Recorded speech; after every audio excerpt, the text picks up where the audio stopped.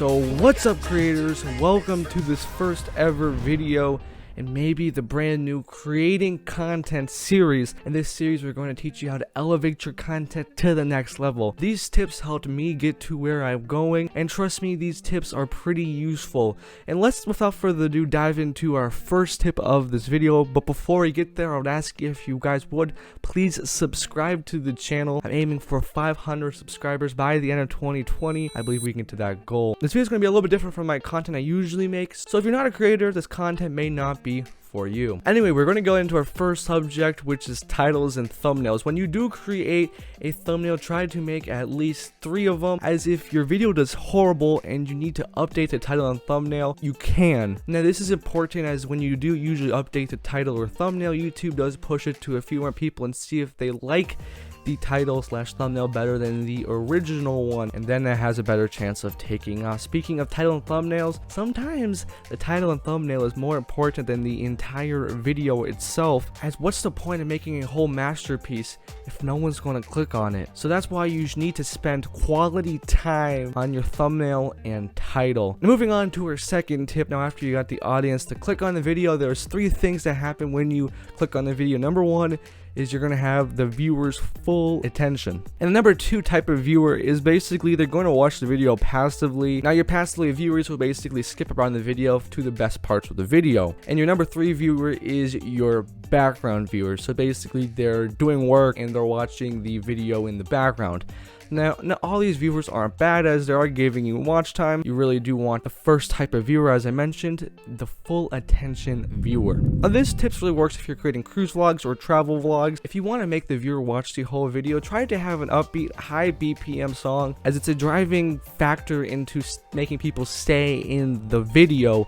Also, the song should set the pace and tone for the video, and you should try your best to follow the pace of the song throughout the whole video. Now this is an important factor, because here's the deal. Would you want to be watching someone's cruise vlog if it's a sad song? Probably not. You want to have a high upbeat song to make people stay throughout the whole entire video. Now again, high BPM is not always needed. Again, it's just all about the positivity, happy and uplifting song. That's what you do want, as it's going to help with your audience's retention. Also, speaking of still trying to keep the viewers stay as long throughout the whole video as possible, try to make a recap or set the story of what's happening as fast as possible in the beginning of the vlog slash video, as the first minute is the most important minute of the video. So every single second must be optimized, as that is the crucial part for people to click off or stay on your video. And moving on to our bonus tip, another way to get people to get more views and engagement on your channel is through a callback through older content. On YouTube, there's 3 types of viewers to your video. The first type is a follower that's been with your whole channel since the beginning and almost have seen every single piece of content, and for them this is a nostalgic callback to an older video.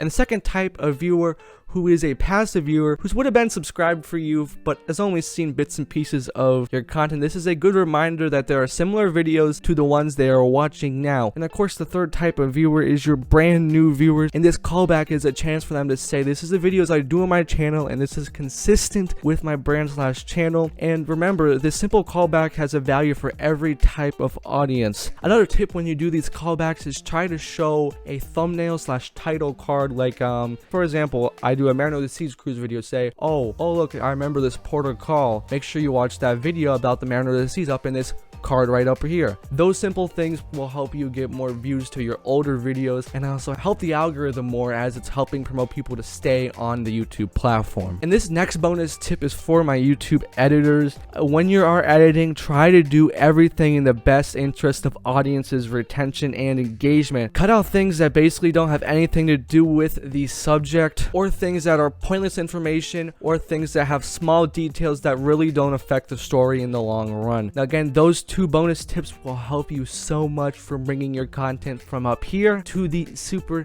next level. And moving on to our tip number 7, which is, it's also very important that you try to give a viewers a sense of time and location. Now this is the most simplest thing to do, but it does pay off because think about it, as you as the creator, you're supposed to bring them into the world you made and basically set them down to follow you along throughout the whole entire video. Now, think of this as if you were randomly placed somewhere and you had no idea where you were and what time of day it was. Wouldn't you like to know that simple info? To accomplish this, you can add a time card from SpongeBob, but that's outdated, so I wouldn't recommend you do this, as it basically puts your content into the timepiece, which we're gonna get into that in another episode of creating a C. But to accomplish this, you can simply add a text or graphic card, and you can use this throughout your story if you want to better audience retention. But at the same time, when you're doing this, don't overuse your graphics, as people will basically get sick and tired of seeing that same graphics.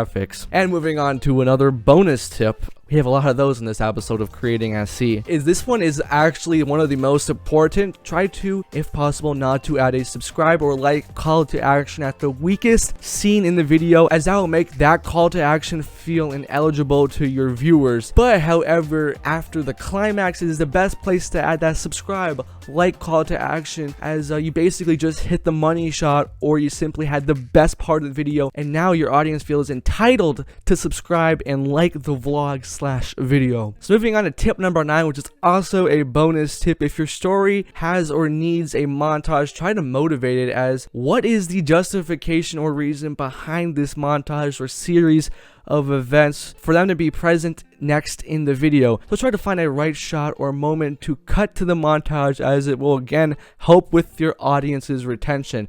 Now you may be thinking, Tyler, why are you mentioning audience's retention a lot in this episode of Creating SC? Well, as a matter of fact, YouTube is basically run on audience's retention. The more the audience stays throughout your video, the more YouTube is going to recommend it in the algorithm. And again, the algorithm could be your best friends at times or your worst friends, if you know how to properly use the algorithm to the best of your advantage. And the last tip on this episode of Creating at Sea is try to end your video at a point where your viewers does not want the video to end, as it will make the viewers feel forced to view another one of your videos that came out before or after this video to see if the scene from the last part of the video that they just saw is in there. So basically, you're going to get more views on older videos if you do these tips. Now, I know this video, guys, was on a little bit of a longer side, but I do hope you enjoyed these creator tips nonetheless. I hope you could take at least one of these tips I showed you and take it and use it in one of your videos. If you have any more creator tips, please let me know down in the comments below, as I greatly appreciate hearing from you. And again, I spent a whole day writing down these tips, so I do hope you enjoyed it nonetheless. And here's the deal: if we can get to, let's just say, 50 likes by the end of 2020 on this one video, I will give some more tips of how to